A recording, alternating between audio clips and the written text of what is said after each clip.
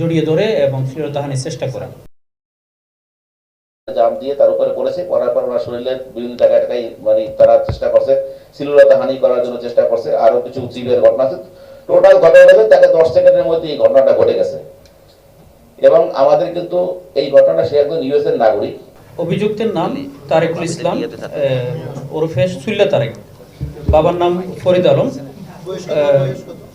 বয়স 24, এখানে 10 নম্বর ওয়ার্ড কক্সবাজার পৌরসভায় তার বাড়ি।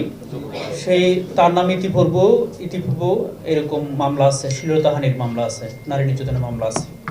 আজকে সকালে এই যে মার্কিন নাগরিক তার বন্ধুকে নিয়ে হাঁটতেছিলেন, এটা হিলটপ সার্কিট হাউসের যে সড়ক, সেই সড়কের মধ্যে।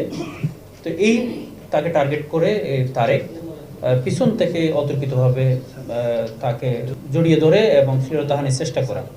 ওখান থেকে বিষয়টা যেহেতু ইউএন স্টাফ এবং এটা আগামী কয়েকদিনের মধ্যে এখানে জাতিসংঘ মহাসচিবের আগমনের কথা রয়েছে, সেই উপলক্ষে এবং এটা আমাদের এটা খুবই চাঞ্চল্যকর একটা ঘটনা।